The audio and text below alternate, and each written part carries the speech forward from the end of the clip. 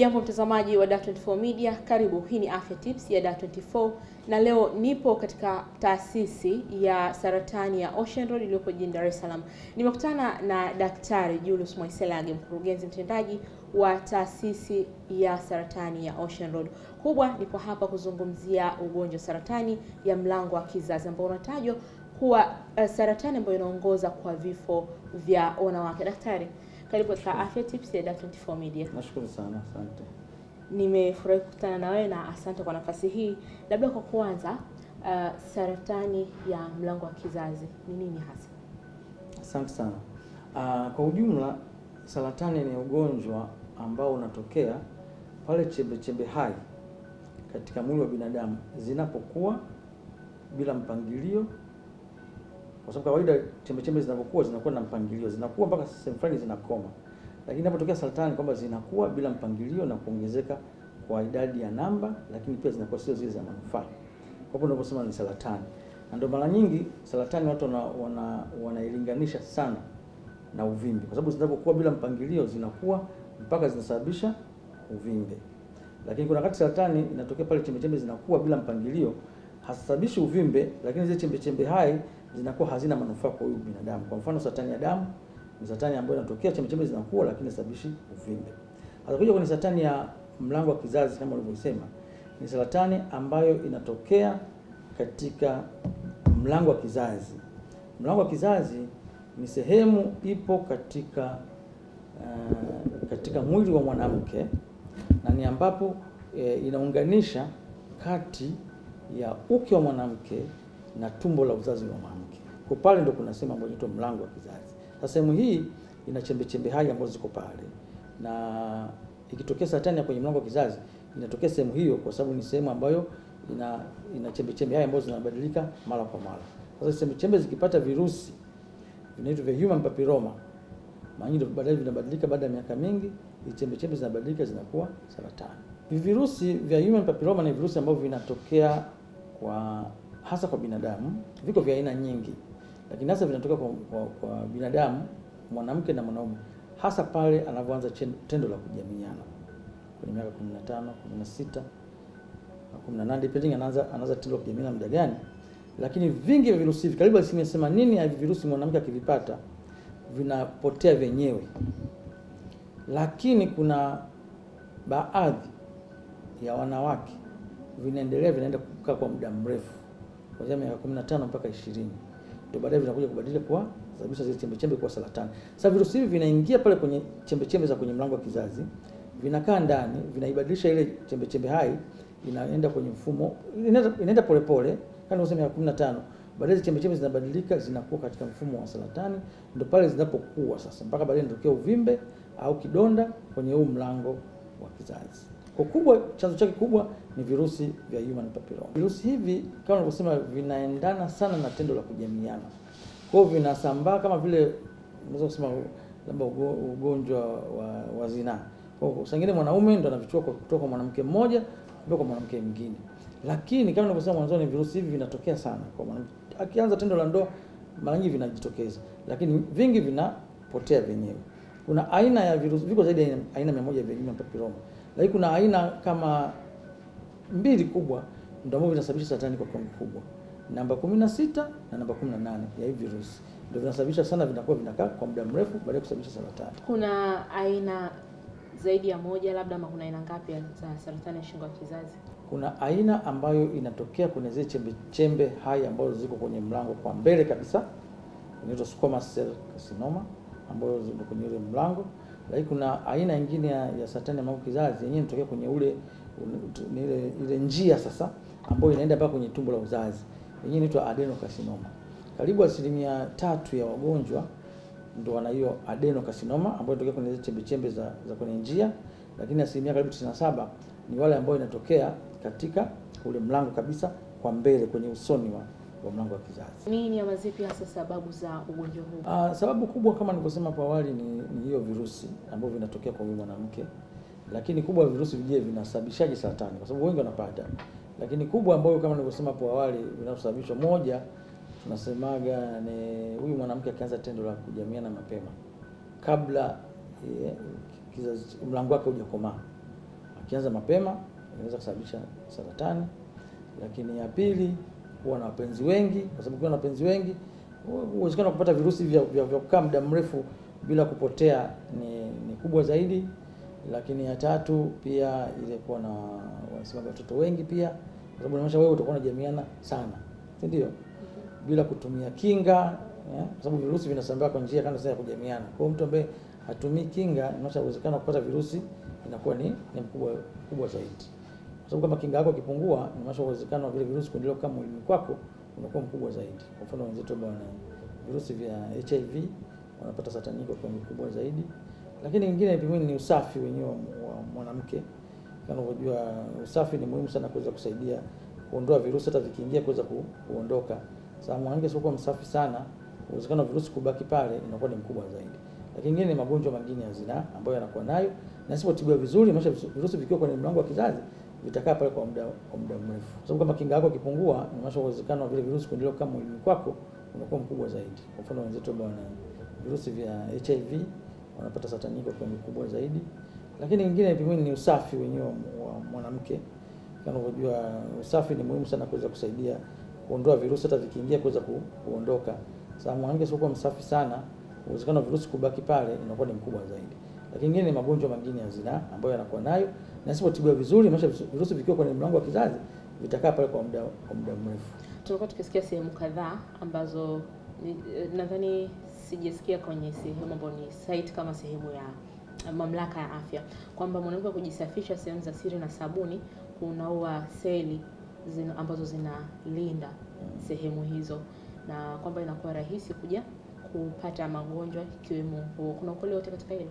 Kama tunavyoshauri mara nyingi, mwili wa binadamu umejiumba mwenyewe kuweza kujisafisha kwenye maeneo mengi.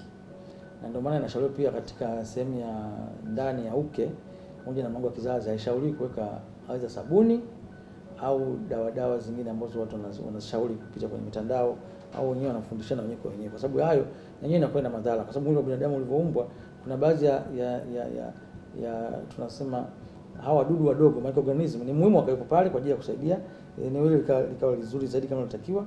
La sasa ukitumia nguvu nyingi ya kemikali kuondoa pale, kwanza uke ndio unaweza kupata maambukizi yakawa mabaya zaidi. Usafi nao usemea mimi ni usafi wa kawaida mwanamke, kwamba aweze kujichunga mwenyewe kwa usafi hata wa nje tu, sio lazima aingize dawa ndani, aingize kemikali ndani. Ni usafi wa maji wa kawaida ya kujisafisha, kuweza kufanya awe msafi zaidi, usiwe na uteute wowote, usiwe na uchafu wote ambao unatoka.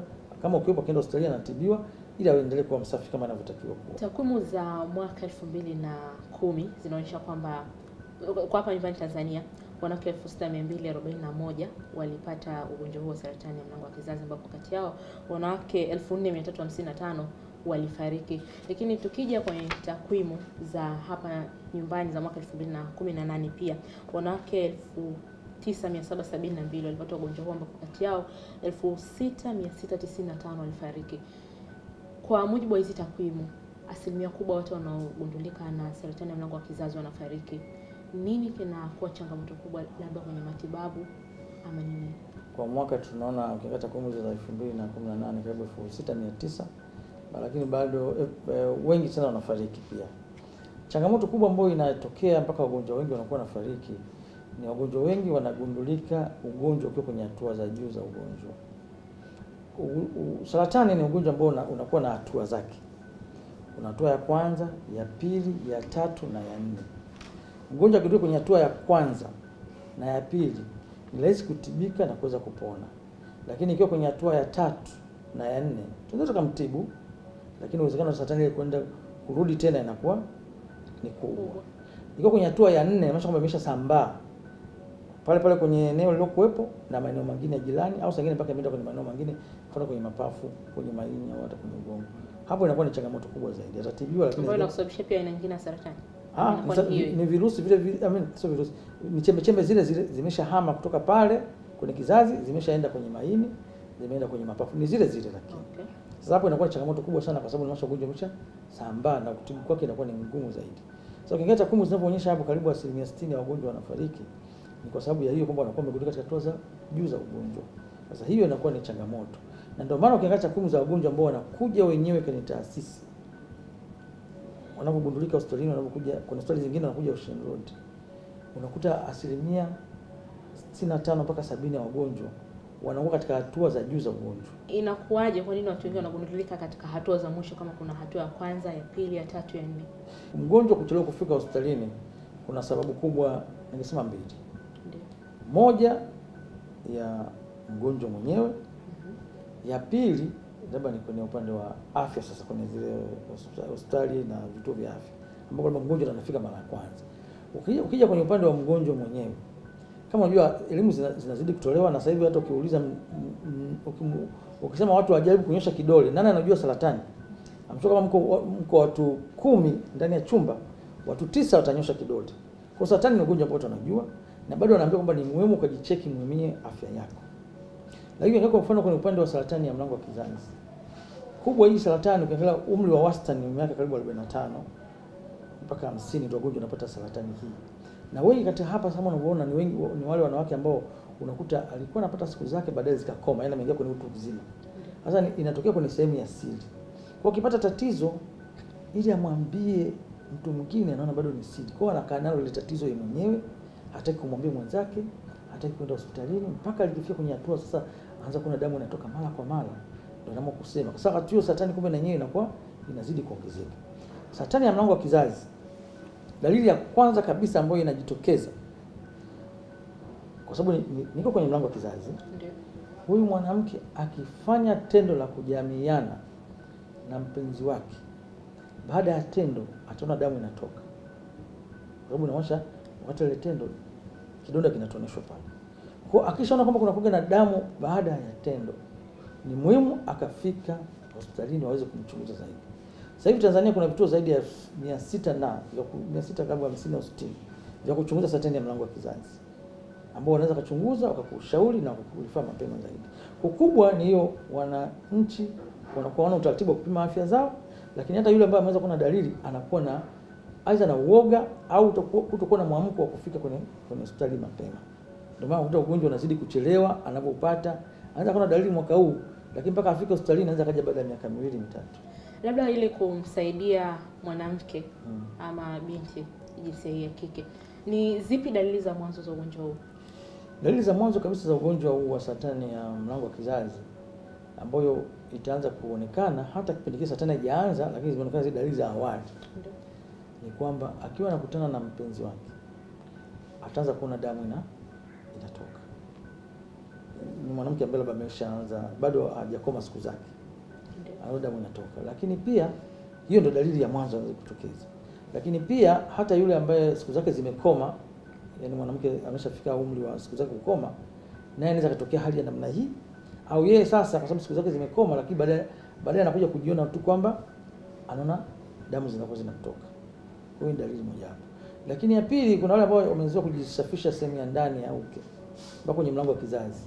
Akishika pale anaweza kujitonesha, akaona kuna damu inajitokeza. Kwa sababu saratani kama sasa ni uvimbe, sasa ukiguswa unatoa damu, ndio anakuja kuona kwamba damu inaanza kutoka hizo kwenye kidole, au ataanza kuna sasa siku zake zimefika, kianza kuna pedi au chupi yake inakuwa imeloa damu. Kwa hizo ni dalili za awali ambazo zinatokeza.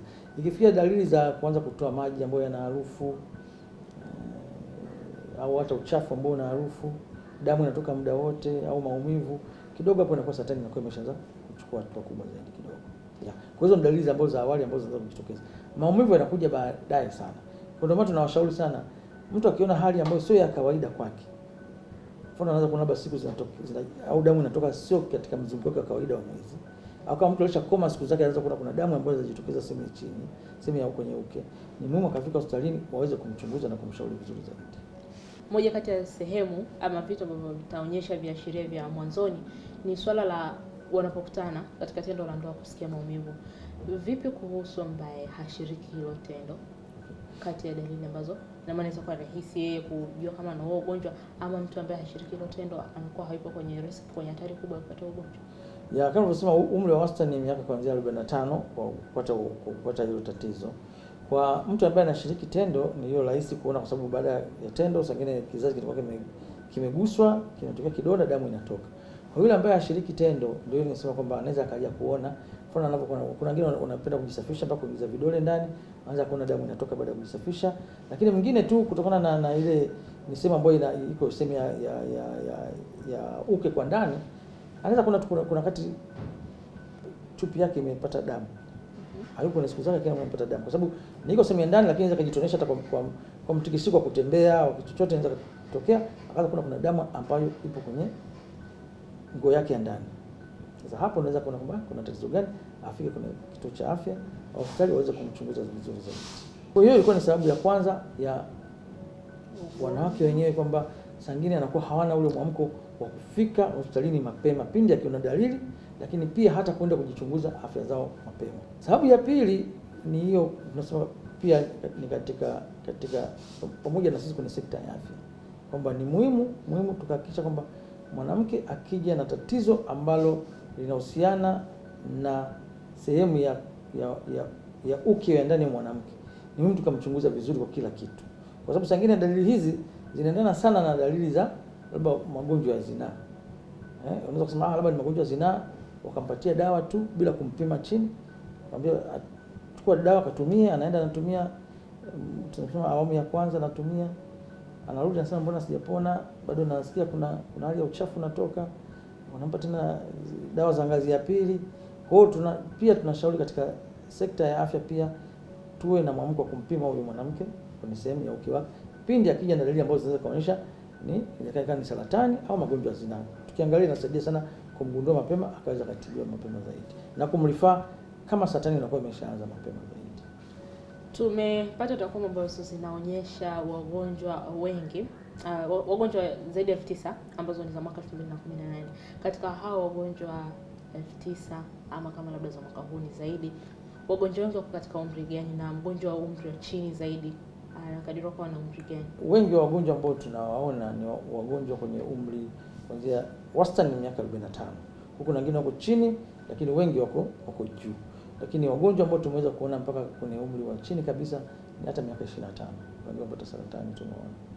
Kwa hiyo ni ugonjwa ambao unatokea katika umri wote, na ndio maana hata upimaji wa hizi dalili za awali za saratani ya mlango wa kizazi, umri wa kuanzia ni miaka 30. Lakini tunashauri mtu anaweza kaanza kupima hata akiwa na miaka 20. Kwenye ile tunasema kwenye program ni miaka 30. Lakini mwanamke yote anaweza kafika kwenye kituo cha afya kwa ajili ya kuangalia dalili zake au kupimwa afya yake ya mlango wa kizazi. Kwa hata miaka 25 anaweza kupima. Lakini pia ushauri ni kwamba kwa wale ambao wanaishi na virusi vya ukimwi, wanaweza kupimwa saratani ya mlango wa kizazi umri wowote, hata kwa miaka 20. Kwa sababu tafiti na takwimu zimeonyesha kwamba wao uwezekano wa kupata saratani ya mlango wa kizazi ni mara 2 zaidi ya wale ambao hawana virusi vya ukimwi. Na mtu ambaye ana saratani ya shingo ya kizazi labda hajagundua bado, akashiriki tendo la ndoa, anaweza kupata mimba? Anaweza kupata mimba kama ni mwanamke ambaye yuko bado kwenye umri wake wa kupokea mimba, anaweza kupata mimba. Na tumeshaona kuna baadhi ya wagonjwa wamekuja wana saratani ya mlango wa kizazi, lakini pia ana mimba. Kwa hapo ni tunashauriana na mgonjwa, lakini tunaangalia na matokeo yake yakoje, lakini inatokea anaweza kupata mimba. Kwa na usalama ama hatari kiasi gani kwa mtoto aliko tumboni? Ni kweli, kwa sababu tayari kuna sehemu ya mlango wa kizazi kunakuwa na kidonda, na mtoto bado anaendelea kukua ndani ya tumbo, na mama hataki kumpoteza mtoto, basi anaweza kaendelea na ujauzito wake kama kawaida, lakini hatuwezi kumtibia kwa sababu tiba ya saratani ya mlango wa kizazi kubwa ni mionzi. Hata kama mtoto yuko tumboni, hatuwezi kumpa tiba ya mionzi. Hata zile dawa za kutibu za tiba kemia hatuwezi tukampa. Kwa hiyo ni baada ya kushauriana na huyu mama pamoja na madaktari bingwa wa wagonjwa kina mama na wale wanaohusika na kuhudumia wanawake wajawazito, basi mama anaweza akaendelea kliniki yake vizuri mpaka akifikia muda wa kujifungua, atajifungua kwa operation. Atafanya upasuaji, akishamaliza upasuaji basi ndio atakuja kuendelea na tiba zake za saratani. Ili asipoteze mtoto, aendelee kupata mtoto. Kuna ulazima wowote labda kwa mama mjamzito kupima saratani ama ni hiari? Hapana, tunasema ni hiari, na inatokea mara chache sana mama kama mjamzito na pamoja na saratani. Ni mara chache sana inatokeaga. Tunasema zipo lakini sio mara kwa mara. Kwa hiyo hatusemi mama yote mjamzito lazima apime saratani ya mlango kizazi.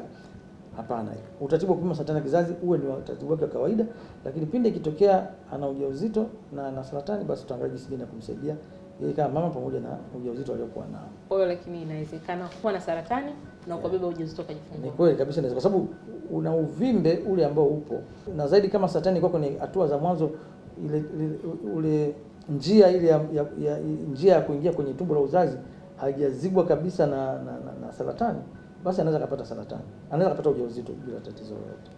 Okay. Na kuna hatua zote za ugonjwa huu katika matibabu?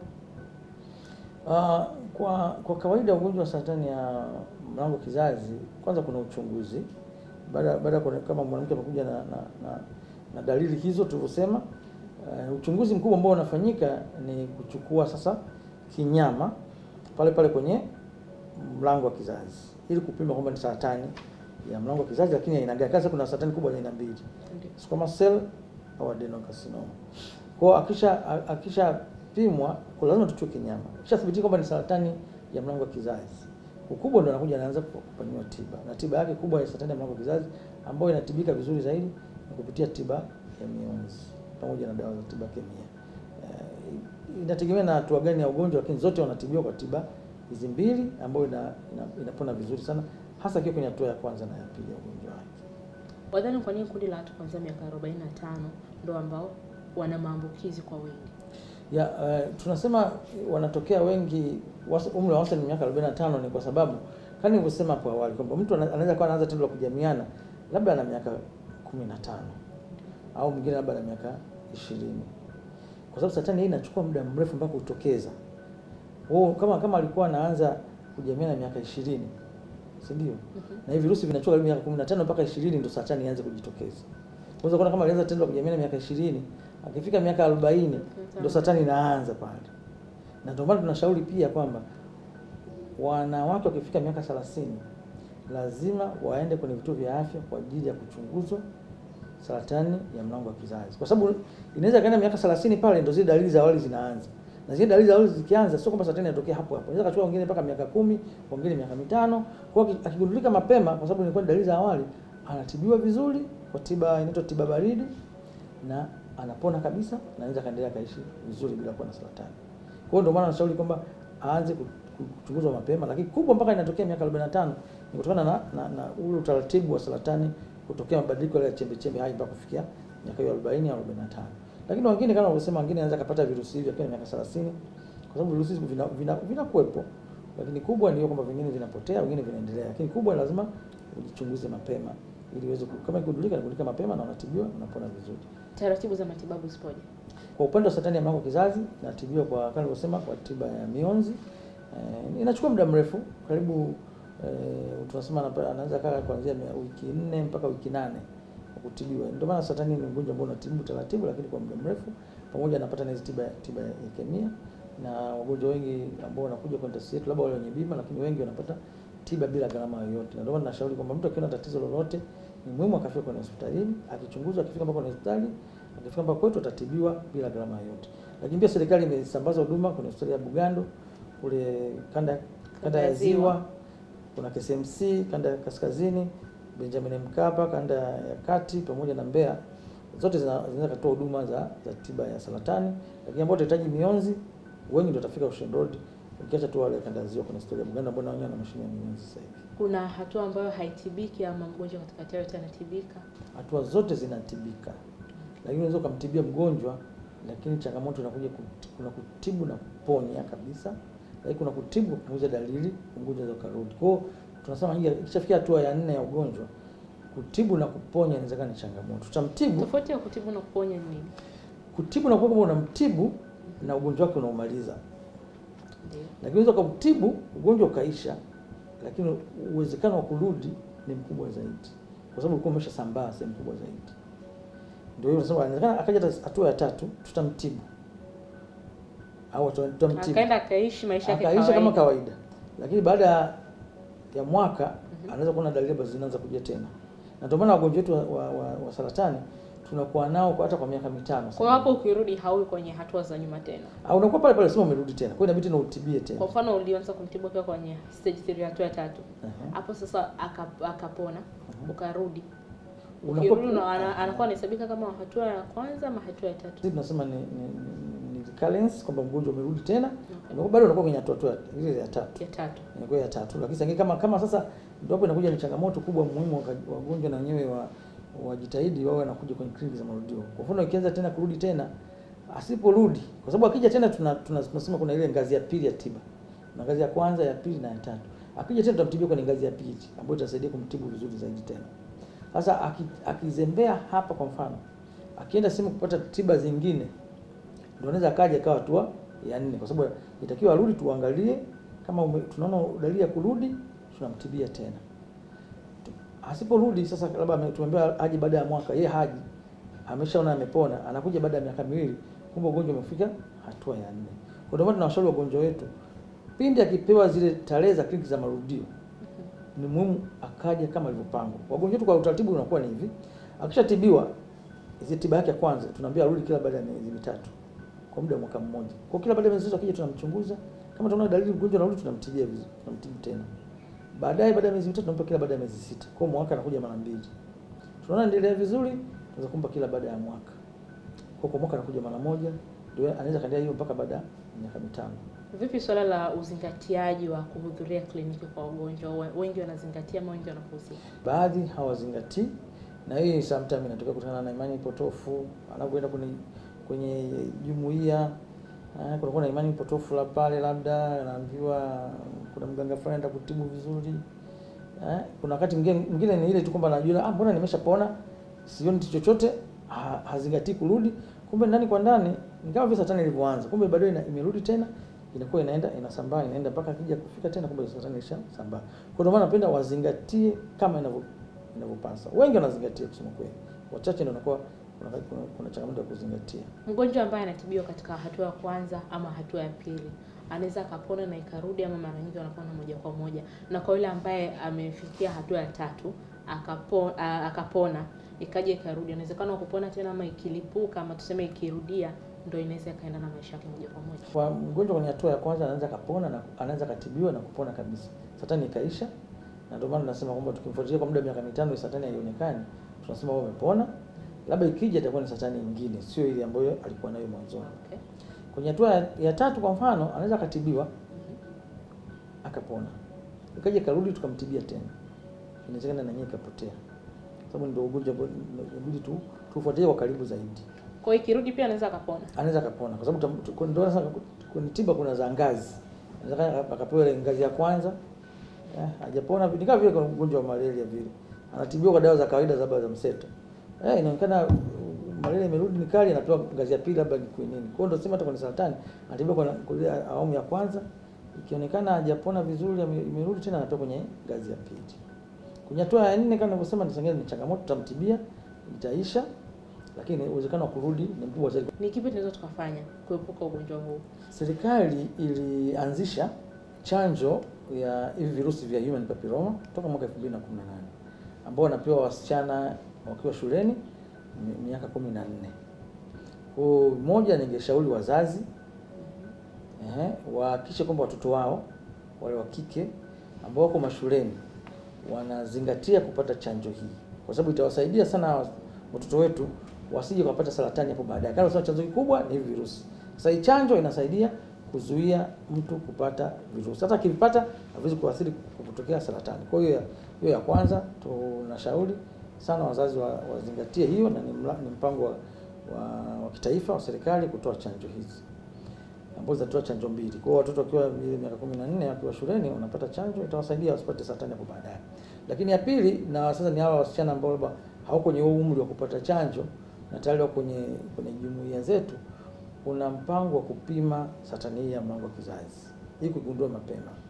Hospitali mbalimbali zinafanya mpango huu, na nyingi ni mpango ambao unagharamiwa na serikali, pia unatolewa bure.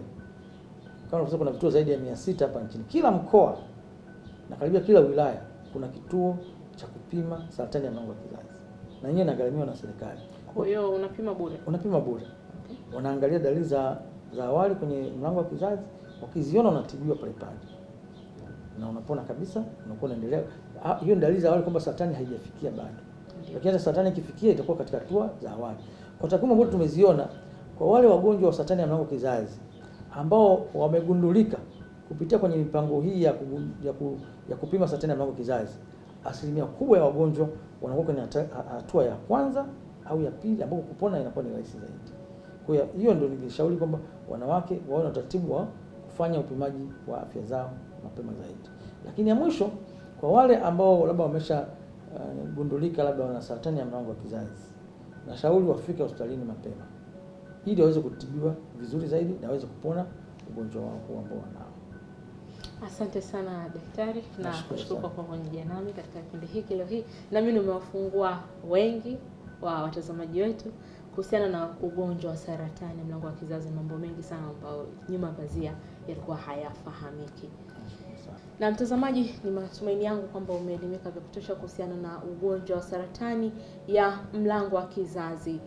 Ni matumaini yangu pia kwamba kupitia mikakati ambayo umetaja mkurugenzi mtendaji wa taasisi ya saratani ya Ocean Road, elimu itaifikia jamii kwa wingi na hatimaye kuweza kumtambua ugonjwa huu katika dalili za mwanzo na kuepusha athari zake, kubwa ikiwa ni athari ya kifo. Kama tulivyoangalia katika takwimu, kati ya wagonjwa 9,000 wagonjwa zaidi ya 6,000 wamefariki, jambo ambalo linaonyesha wengi wanapoteza maisha. Lakini kwa mujibu wa daktari, wengi wanafariki kutokana na kuchelewa kutambua dalili za ugonjwa huu na kufika kwa katika dalili za mwisho kabisa.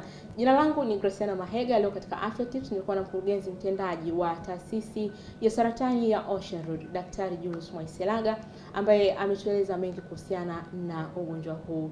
Na kutakia wakati mwema na utazamaji mwema wa vipindi vinavyoendelea hapa Dar24 Media.